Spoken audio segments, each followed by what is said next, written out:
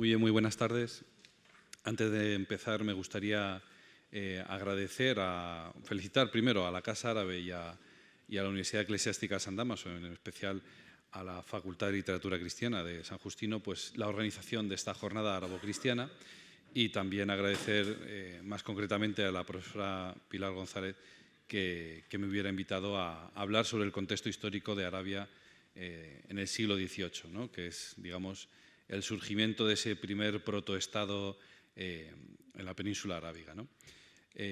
Vamos a dar un rápido repaso, porque el objetivo, yo creo, de esta ponencia que me toca hacer es intentar responder a la cuestión de cómo es posible que en ese conjunto de territorios que tenemos ante nuestros ojos en estos momentos, en el mapa este de aquí arriba, ¿verdad? Pues ver un poco cómo en medio de esas tribus al final acabó asentándose de una manera más o menos perdurable el Islam, en la versión wahabí o wahabista, ¿no? Entonces vamos a ver un poquito cuál fue la evolución del Islam hasta el siglo XVIII, muy rápidamente, esos intentos de reforma, que no fue único el de Al-Wahhab, y ver también un poco cómo era el contexto en Occidente en el siglo XVIII, para que no lo veamos desconectado del resto de la historia del mundo, ¿no? Y también un poco el contexto social y político en la península arábiga en ese momento, y luego muy brevemente y muy rápidamente la evolución de Arabia Saudita desde ese siglo XVIII pues, hasta nuestros días, ¿no? Los 5 pilares del Islam pues ya los conocemos, tampoco vamos a profundizar aquí, que es la profesión de fe, pues eso, el reconocimiento del monoteísmo, de que Dios es el único Dios y de que el profeta, y que hay un solo profeta, que es Mahoma, la necesidad de la oración 5 veces al día y sobre todo la comunitaria los viernes, la limosna, la zakat, ¿no?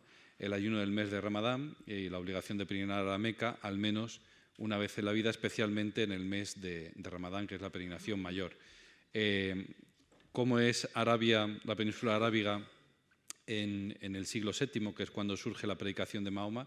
Pues es un conjunto de oasis, de pocas ciudades, muy pocos asentamientos urbanos, sobre todo en el sur, en las zonas más montañosas, por razones que ya se han dicho aquí antes. Y esta es la expansión del Islam a través de esas conquistas militares, pues primero por el entorno de Medina y Meca, y luego toda la península arábiga, y pues ahí en un tono verde más clarito, ¿verdad? Pues hasta Samarcanda, en el actual Uzbekistán, hasta el occidente, todo lo que es la península hispánica, incluso un poquito más allá arriba del norte de los Pirineos, pero bueno, esas conquistas del Islam pues se van expandiendo poco a poco, con Mahoma, con los 4 califas ortodoxos, luego en el califato omeya, el califato abasí, progresivamente. Traigo aquí esa fotografía del Palacio de los Omeya, porque hay una representación, y esto es solo un ejemplo, una representación humana, una figura humana, y esto estaba prohibido en el Islam. Y ya desde el siglo VIII, es decir, 100 años más tarde de la predicación de Mahoma, ya hay, digamos, incumplimientos dentro del propio Islam de ese precepto de no reproducir, no hacer reproducción pictórica o escultórica o lo que sea de figuras humanas, ¿no? Entonces, para que veamos que no es todo tan monolítico como podemos pensar, ¿no? Y luego, muy importante, esa división del califato otomano en sultanatos, y luego, por supuesto, la conquista mongol. Pues en especial, a mí me gusta hacer siempre referencia al gran Timur, al gran Tamerlán, el Timur el Cojo, porque, pues en fin, yo que soy experto, entre comillas, entre muchas comillas, en Asia Central, pues no voy a decir que tengo admiración por Tamerlán, pero sí que tengo gran interés en la figura de este señor, ¿no? Que tuvo un imperio vastísimo, ¿no? Esto es otro dibujo precisamente de un manual de dentistas del momento, ¿no? Es decir, no están haciendo nada extraño, sino que le están enseñando cómo extraer una muela, ¿vale? Entonces, ya desde muy temprano, ya digo, hay desviaciones dentro del propio Islam, y se fomentan el Islam suní y las artes, las letras, pero se soslayan las ciencias naturales, ya digo, salvo la medicina. Y esta es una de las explicaciones por las cuales algunos de los autores dicen que el Islam pues tiene, digamos, una evolución pues muy breve, ¿no? Muy corta. se fijan más en las tradiciones, en el derecho, en la teología escolástica, en los comentarios al Corán, pero no se encargan de hacer una profundización, un estudio sistemático del mismo Corán. Esto que decía la profesora Pilar González también, ¿no?, de esa crítica literaria, esa crítica histórica, pues no aparece, ¿no?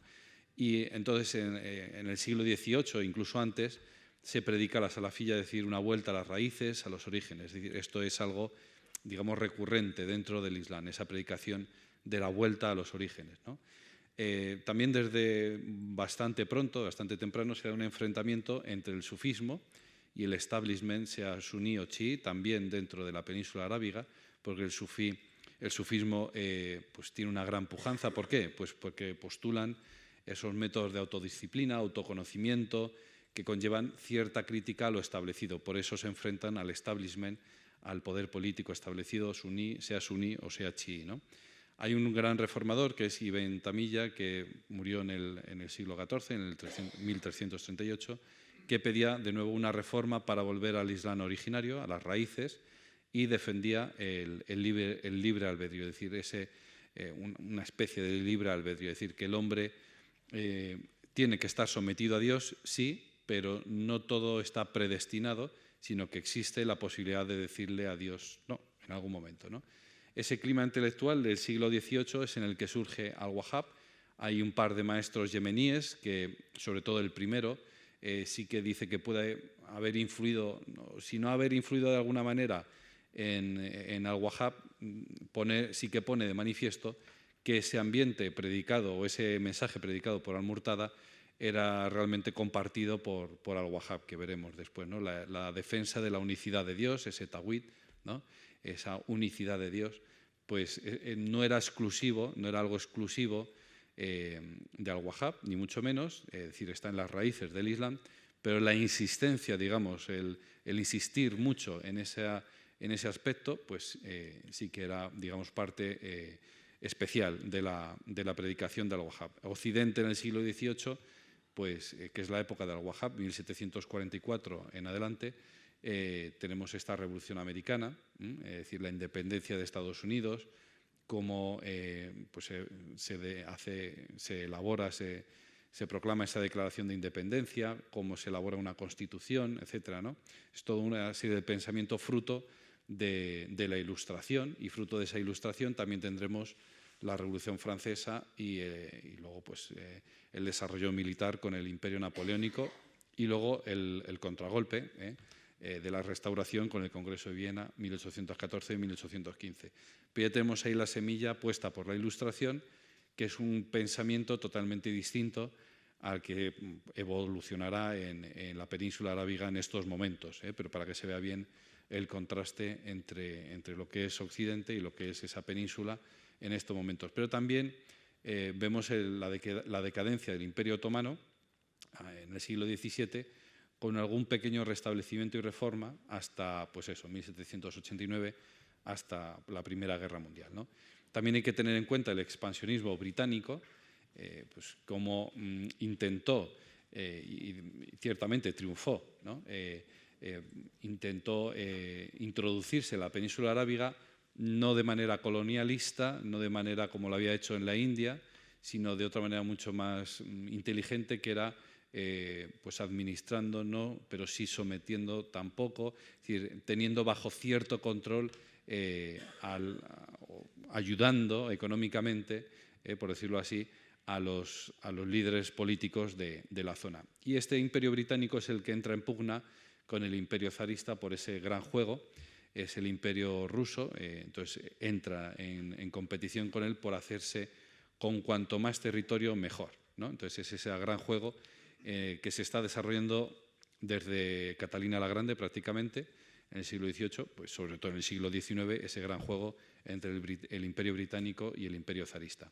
La evolución de lo que es la península arábiga, pues ahí lo tenemos, Sennach, que es el centro de esta península, Al-Hasa, que es el oriente, y Hiyaz, que es el occidente. Bueno, pues de todo esto ya hemos estado hablando anteriormente, los anteriores ponentes. Salim I ocupa Egipto, que protegía esa parte occidental del Hiyaz y que efectivamente es la Arabia Occidental. Entonces, Egipto protege a partir de ese momento, Egipto que es, digamos, un régimen vasallo del Imperio Otomano, protege esa parte occidental porque ahí están los lugares santos, Medina y Meca, ¿verdad? Y el centro queda, pues bueno, pues es poco interesante, es poco rico en ganado, pues es un desierto, hay pocos oasis y por lo tanto pues es dejado a su aire, ¿verdad?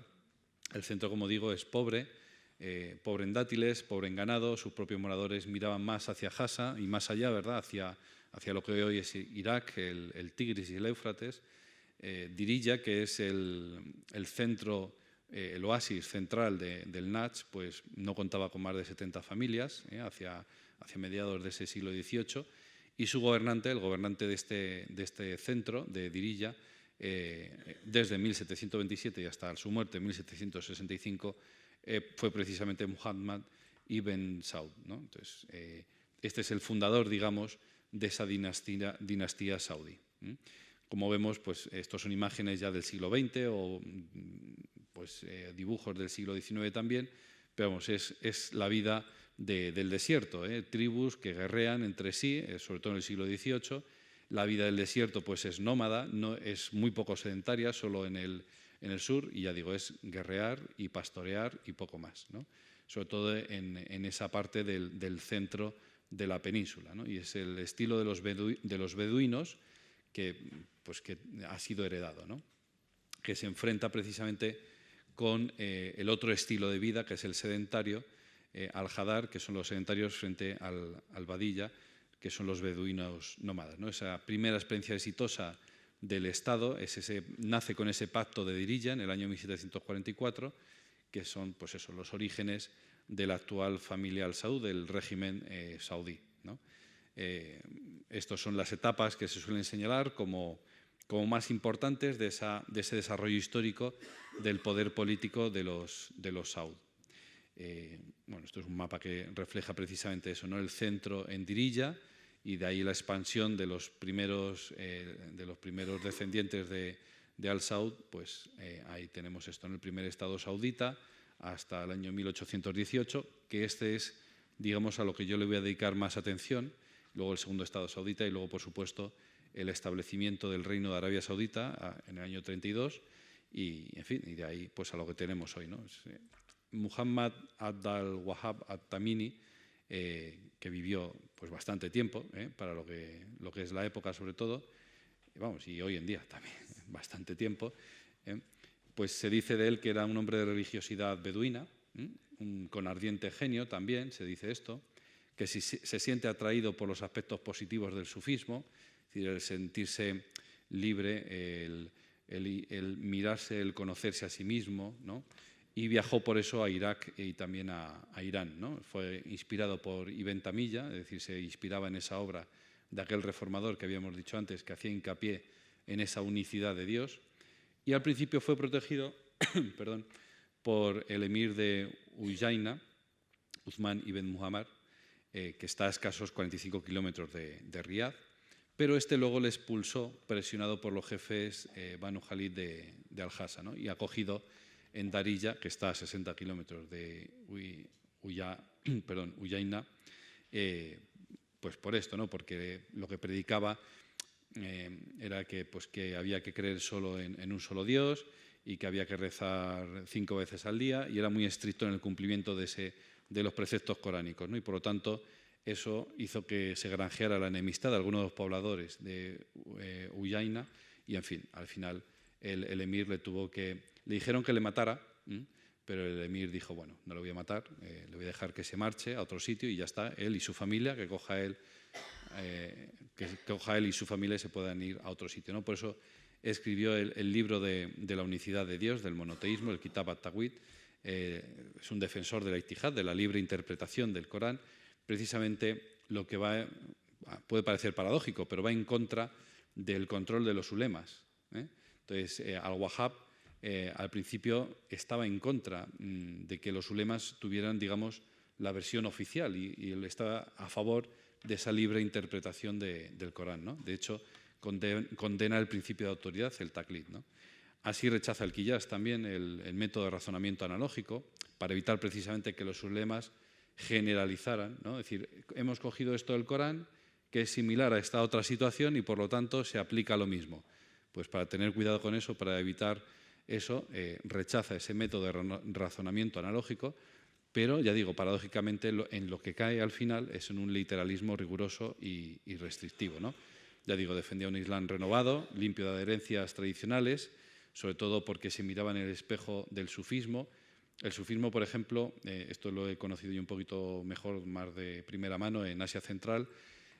Claro, no es que defienda, pero vive con total naturalidad la visita a la tumba de santos, entre comillas, ¿no? A la tumba de personas que han seguido muy de cerca el Islam y mueren con fama de santidad, ¿no?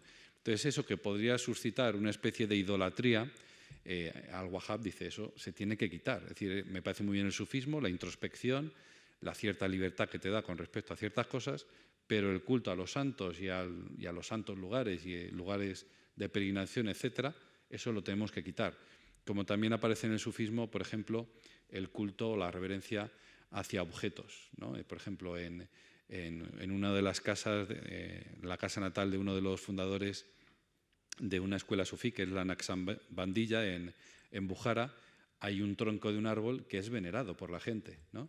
Entonces, si alguien se entera que yo de hecho he ido allí a la casa natal de este señor y me decían, toca el árbol. Digo, bueno, pues lo toco. Incluso había allí algún billetito, algún billete de dólar y tal, para dejar allí un poquito de dinero y eso. Tócalo porque cuando, digamos, volvamos a Tashkent, que es la capital de Uzbekistán, y digamos que has estado tocando allí, la gente te querrá tocar a ti porque tú has tocado el árbol. Bueno, pues esas son esas creencias del sufismo en las que pues, está en contra Al-Wahhab, ¿no? Pide una vuelta al Corán y a la sunna de las primeras generaciones, ¿no? Obtuvo, ya digo, la protección en Diriyah de Muhammad ibn Saud, que murió, ya digo, en el año 1765, y también de su hijo Abdalaziz. Se extendió este movimiento religioso por el Najd, por el centro, y puso su capital al final en Riyadh, ya no en Diriyah, sino en Riyadh. El gobernador de Egipto, siervo del emperador otomano, les expulsó de Riyadh, se refugiaron en Kuwait. Bueno, pues eso también deja la marca en la obra de Al-Wahhab, que refuerza ese sentido comunitario del Islam primitivo. Entonces pide que se funden granjas, sitios, comunidades reducidas que vivan de su trabajo y vivan el Islam diariamente, ¿no? Y sobre todo hace hincapié en la yihad, ¿no? De tal manera que Al-Wahhab le dice al Saud, le anima precisamente a expandir esa fe que está predicando él, que dice él es el Islam auténtico, el Islam puro, y por lo tanto te animo a que luches contra los infieles y contra los que no son de esta versión del Islam, ¿no? De hecho, pues eso, ¿no? Eso es lo que hace precisamente a continuación, ¿no? Ibn Saud, que era un simple terrateniente que poco a poco va haciendo un poco de dinero, incluso llega a financiar caravanas comerciales, pues empieza a despuntar por sus habilidades políticas, pero también militares defensivas al defender el oasis de Diriyah. En cuanto aparece Al-Wahhab en este momento en escena, pues, en fin, digamos que se le abre el cielo, no sé, ve el cielo abierto. Ibn Saud, porque dice, aprovecha la oportunidad y esa dinámica que ya existía previamente a la aparición de Al-Wahhab de iniciar incursiones militares contra las tribus de alrededor, contra los oasis de alrededor, ahora es aprovechado con una excusa, que es queremos expandir el auténtico Islam, ¿no? Entonces, también el pago del tributo de la zakat, también es previo a la aparición de Al-Wahhab, pero ese tributo que se exige a las tribus de alrededor, en las áreas de alrededor, ahora ya tiene otro sentido distinto, que es un sentido religioso, ¿no? Aceptamos este tributo no como simple sumisión a lo que es una sumisión política, sino con un sentido religioso para expandir la yihad, para expandir esta versión del Islam, no solo en los alrededores de Diriyah o de Riyadh, sino más allá, ¿no?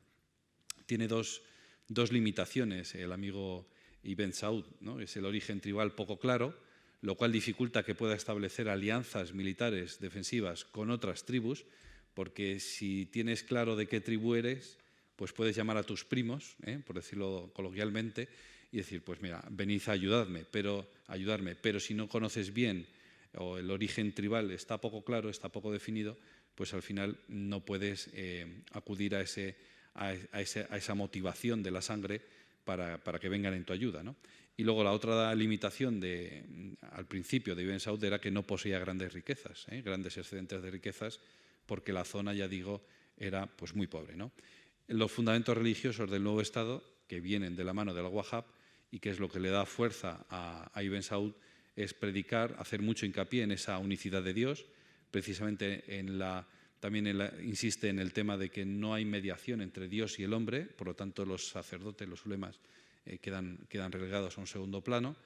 Y luego la obligación del zakat, es decir, de la limosna, pero no una limosna a cualquiera, sino un tributo, ¿verdad? Y la obligación de acudir a la llamada de la yihad. Al final, al Wahhab le conminó a hacer guerra santa contra los infieles, como hemos dicho antes, pero los infieles son todos aquellos que no comparten su visión del Islam. Es decir, no es que fueran malos musulmanes o que no fueran musulmanes, sino que no se ajustaran a su visión del Islam, ¿vale?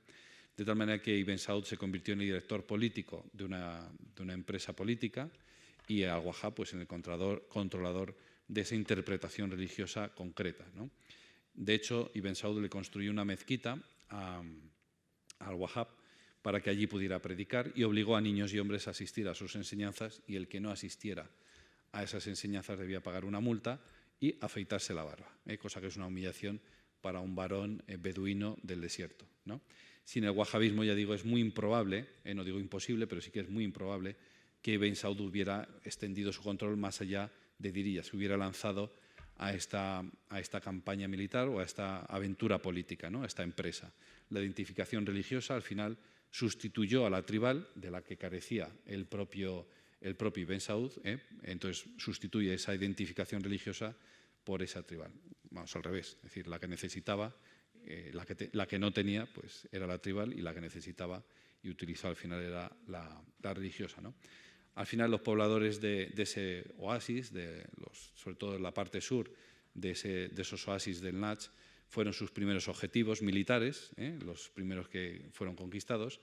Unos respondieron por convicción al mensaje religioso de al-Wahhab, esto hay que subrayarlo, porque tampoco es, como muestra la historia de Arabia Saudita durante 20 siglos, no se puede actuar solo por miedo. Es decir, la explicación de que se extendiera con tanta rapidez el wahabismo por toda la península arábiga no tiene una base solo militar, sino que también tiene una base de convicción religiosa. Es decir, hubo gente que se adhirió a esa ideología, a esa versión del Islam por convicción, y otros por miedo, efectivamente, y otros también por la promesa del botín, ese mecanismo del botín, de la promesa de si conquistamos tales tierras te vas a llevar parte del fruto de esas batallas.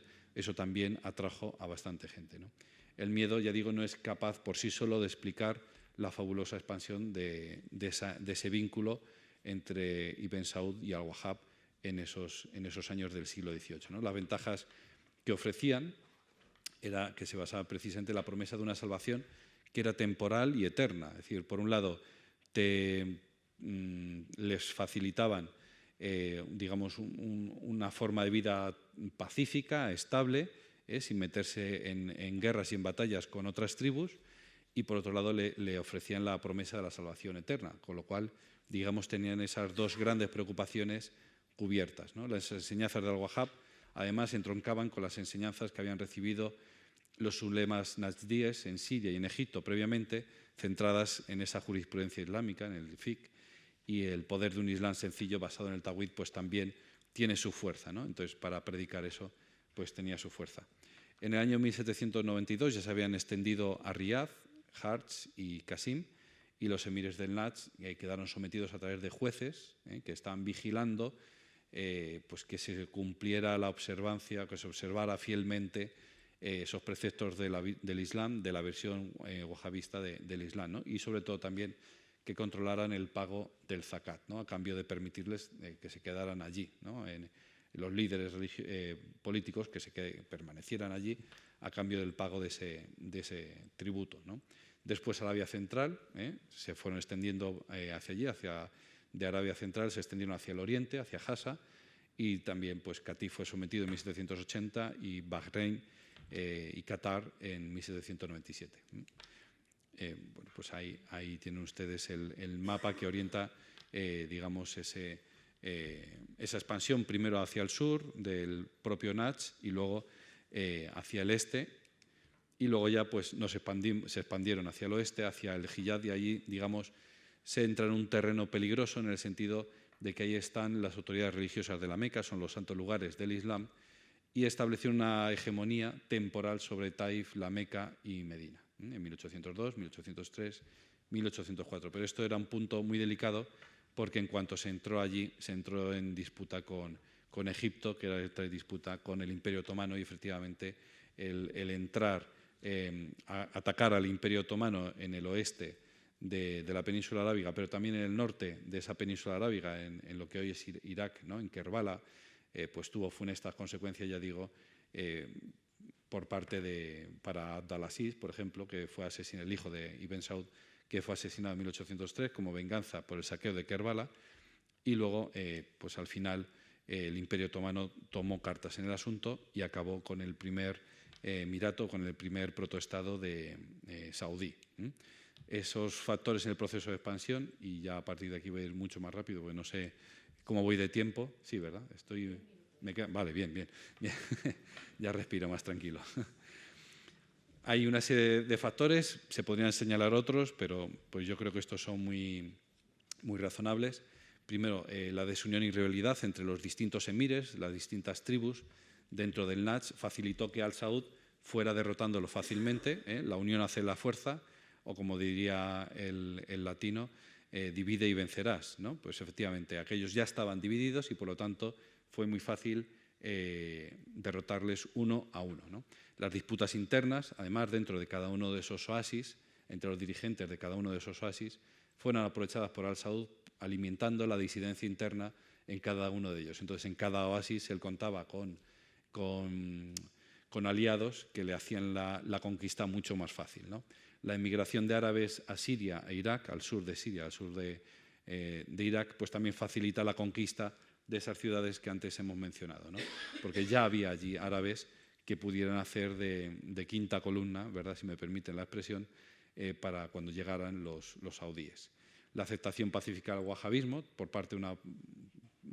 una parte de la población sedentaria del Najd también facilitó aquella expansión, como hemos dicho, y solo las incursiones contra los rebeldes y la promesa del botín también, ya digo, también animaba bastante a ese proceso de invasión, y con el freno del Imperio Otomano. Ya digo, este mapa es fabuloso porque nos da una pequeña idea de lo que es la complejidad de las tribus que existían en la península arábiga en ese momento en el que surge un señor que es capaz de imponer su autoridad en prácticamente toda la península, ¿no? Bueno, pues al final, ese final en el año 1818, con el hijo de Abdalaziz, Abdullah bin Saud, pues bueno, pues al final, como digo, tiene como gran protagonista el Imperio Otomano, porque es quien entra a través de Egipto, es quien entra en la península arábiga y recupera todos esos territorios que se le habían quitado, y expulsa a esta familia a otros territorios del Golfo, ¿no? Estos señores son precisamente los que liberan, en su terminología, liberan esas ciudades, esos lugares santos de Medina y de la Meca, e instauran un régimen distinto en Arabia Saudita. A partir de este momento, ya digo, es toda una sucesión de conquistas, reconquistas, conquistas, reconquistas por parte de la familia de Al-Saud, un asentamiento de la familia de Al-Saud que al final, pues Abdulaziz, que es el que reina del año 1902 a 1953,